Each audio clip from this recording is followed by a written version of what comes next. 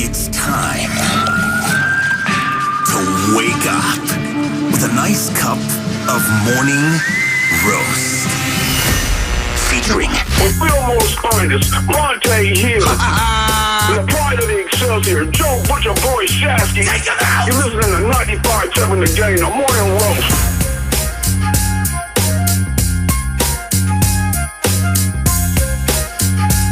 Oh, baby, oh, baby, oh, baby. Good morning to everybody out there. Hopefully everybody had a great weekend as we are back on the roast on a Monday morning. And, boy, did we have drama yesterday at Levi Stadium as the Niners survive and outlast Miami Dolphins 33-17. How about that defense? But we know what the big story is. We know what the headline is.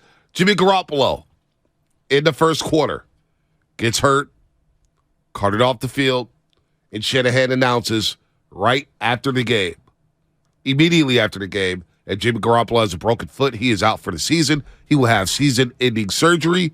So now we move on to Brock Purdy and it's Brock Purdy's team, and we're going to talk all about it all morning long. 888-957-9570. What does it mean for the long-term future of the 49ers? What does it mean for this season? Can they still do some special things with Brock Purdy at quarterback? I don't know. We're going to have to play it week by week. As I say, good morning to everybody out there. Get off their rollways. Get off your graveyard shifts. Drive safely. It's raining. It's wet. Be safe. You don't need to speed. It's not worth it. Good morning to all the teachers, students, all the high school football teams who had the state championships over the weekend. Cops, everybody. Shasky, Matson, Lutman. Good morning. Shasky, how you feeling this morning? I mean, conflicted, all right? Because I felt like one of the great wins of the Shanahan era. And then at the same time, you obviously feel horrible for Jimmy Garoppolo. I mean, it's just, it's absolutely brutal for him. Let's start with the team, right? Because I'm more of a Niner fan. I'm not an individual player. I mean, I love individual players, and I get devastated by certain things. But for them to overcome what they did yesterday with a backup quarterback against one of the most potent offenses in the game, against a defense that was trying to kill Brock Purdy simultaneously, I thought all the playmakers showed up. Debo showed up. Huge third down conversion for George Kittle. CMC, is that one of the great trades in 49er history? I mean, Fred Dean obviously comes to mind because they win a championship. But, like, CMC has ignited this entire offense on a game where he doesn't even really have prolific rushing stats. You look up, and you're like, he accounts for 160, 175 yards. He's just such an awesome, awesome, awesome player. And then this freaking defense is just so suffocating. They punked the living crud out of Miami and Tua. Tua was seeing ghosts from the first series on. Why do you think he was throwing so high? It's because Eric Armstead's 6'7" body was in the middle of that defensive line, stuffing things left and right. They slowed down Tyreek Hill, shut down Jalen Waddle. It's just an unbelievable Shanahan guts win. An unbelievable win. And then simultaneously you get the news after the game, and it's like, Jimmy, really? Right. So, look, I don't think the season's over. That's what I want to start with, because I know a lot of people are going to be super devastated. The season's over. Look, the season's not over. Let's go week to week. It's a great win. I feel great. I feel awful for Jimmy, though. And I just spewed a lot of things there, B. No, all right, let's start here. Where do you want to start? Let's start with the game. Overall, after giving up a 75-yard touchdown on the first play of the game, and I'm thinking to myself, oh, boy, Hufanga, Deshaun Gibson, one of them was in the wrong spot. They got smoked by Trent Sherfield, the Trent Sherfield revenge game, right? So everybody's feeling good until I'm getting a text from Aaron Rivera, first play of the game, And I said, you know what? Good. I want to see how this defense responds. You really said good? Oh, yeah, I said good. I was like, good. Good for you. Not good. Yeah, well, I was like, good for you. My first thought was, let me see how this defense responds. Yeah. You know how this defense responded? They gave up 10 points the rest of the way. They gave up 10 points and the remaining 59 minutes. And one of the touchdowns was a quick slice and dice down the field, but they were up 13, right? Yeah, but it was another miscommunication with Hufanga and Charvarius Ward. Yeah. Charvarius Ward played the outside. He thought he had help on the inside. Good call. He didn't get the help on the inside because Hufanga jumped the in route. Hey, it's 23-17. Now you got to step up. And Miami has the ball, 23-17. Midway through the fourth quarter, and it was the Dre Greenlaw drive. Now, there's two players who popped yesterday for me. It's Dre Greenlaw, number 57, who became an impact player, And at times he was reckless. He got on my nerves in week 1 against Chicago. I said, you got to tone it down, dude. But you know what? This guy is out there to decapitate people. This guy is out there laying hat. This guy is out there going sideline to sideline, saving first downs. That performance by Drake Greenlaw was so damn inspiring for this defense, I could roll with number 57. And then you got number 97. And Shasky. You know where I stand on Bosa. Shasky, last week we were discussing DPOY, right? I mean, and I said, these are the games. Yeah, you did. These are the games you got to step up and make plays. And I just asked for 4 sacks over the next 3 games with Miami, Tampa, and Seattle. The guy picked up 3 sacks yesterday, and he pushed the pocket relentlessly. And could have had more. This guy's a stud. He could have had more. The DPOY conversation at the Michael Parsons had a quiet game yesterday against the Colts. It starts with number 97, Nick Bosa. 14.5 sacks. Unbelievable performance. Now, Eric Armstead helped. No doubt about that. He helped pushing that pocket in the middle. But number 57 and 97 showed out last night. Drake Jackson had flashes, too. He did. He was another one who had flashes. B, I'm so excited. Just a quick aside.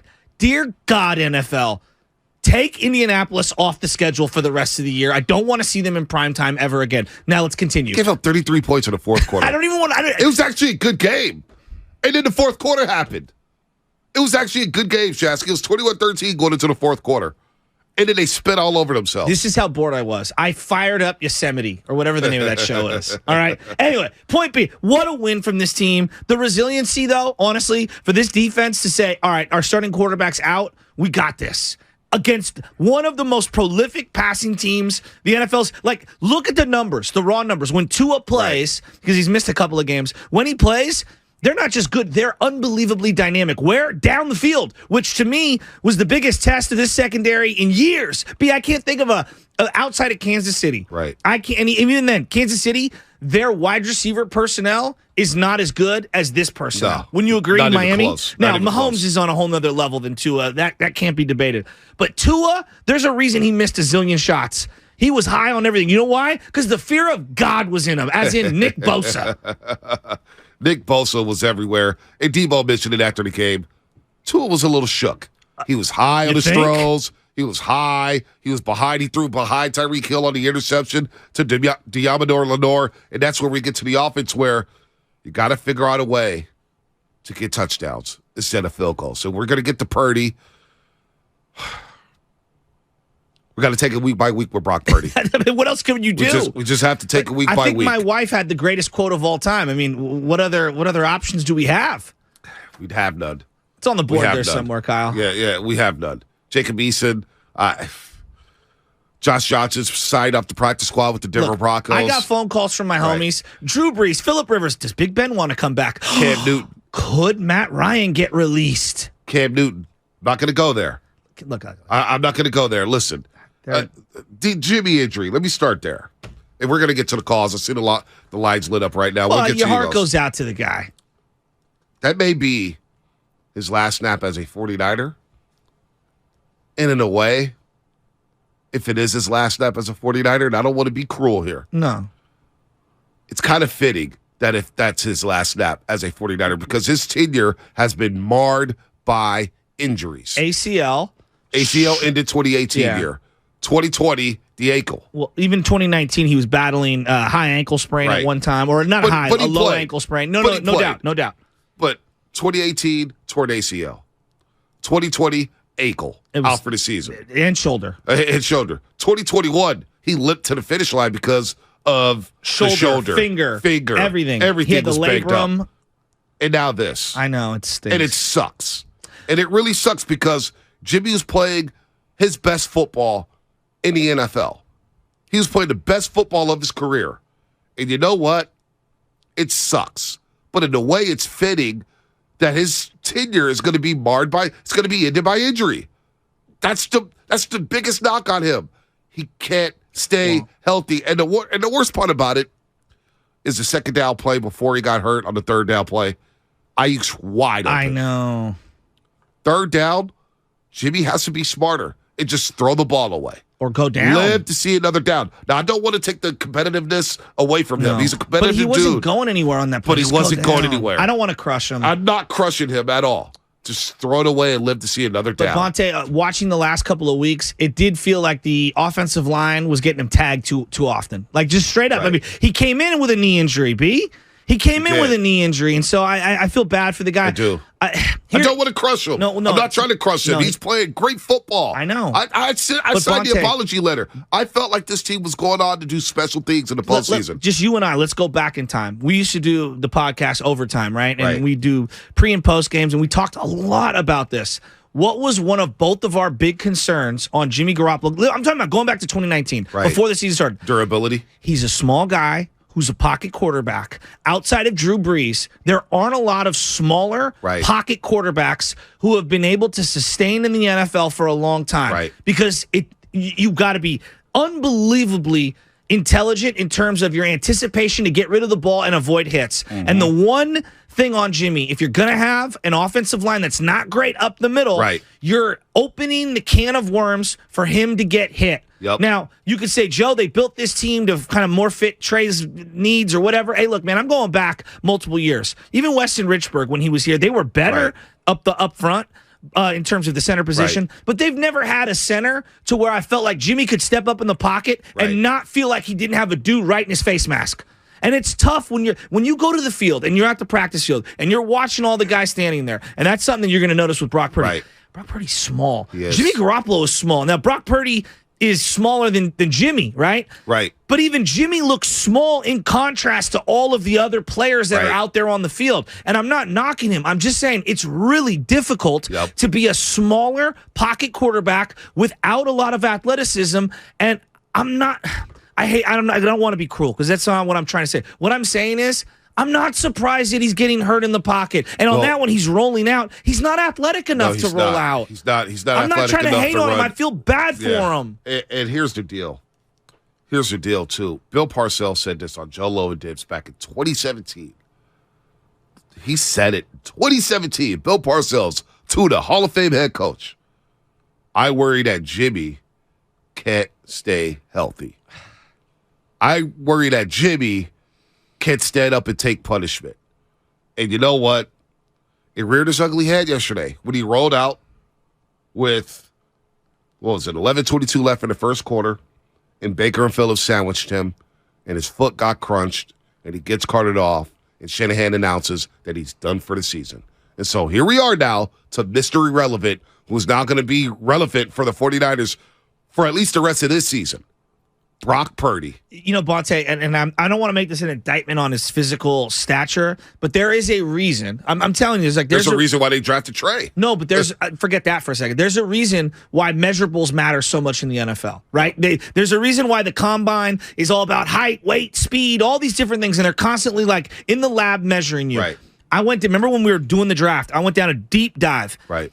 Fran Tarkenton, Russell Wilson, Drew Brees are the three outliers who are not 6'2" or bigger and over 220 pounds Right. at that position in the Hall of Fame. Right. There is a reason 6'3" and above is what you see as the standard for Hall of Fame quarterbacks. Now, Aaron Right. Rodgers, 6'2.5", he's a little smaller, a little frailer. Right. But, like, he's an outlier athletically, Right. and his arm talent is an outlier. Those Somebody guys, on YouTube saying Mark Brunell, he was a good quarterback for a long time.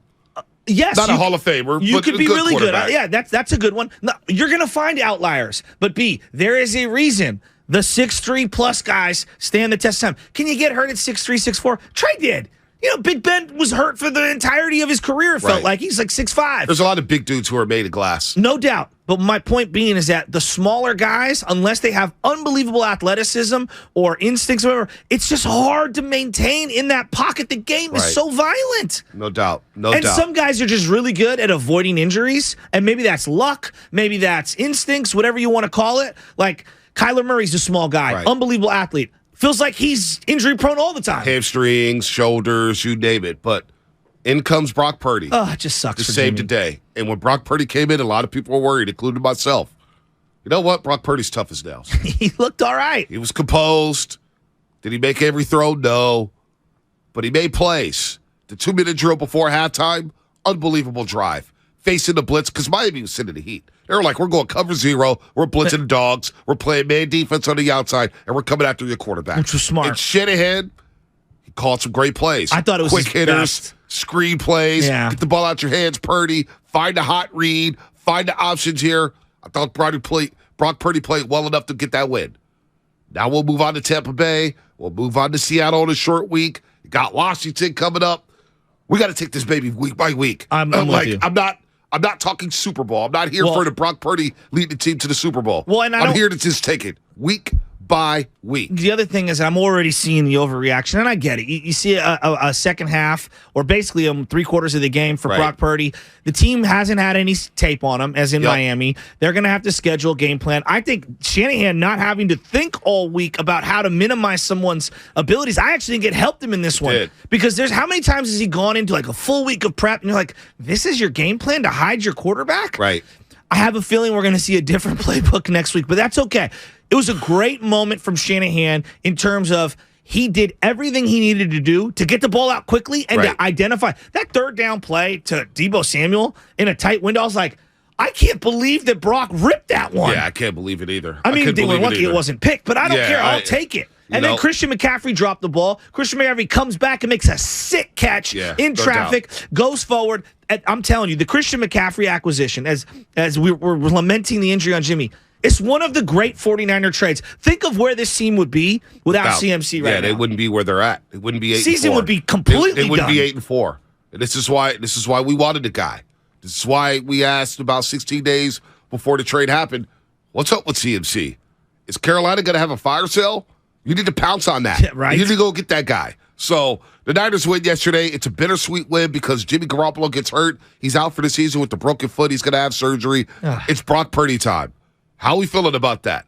This defense was really good yesterday. Special teams, solid. It's Brock Purdy's show.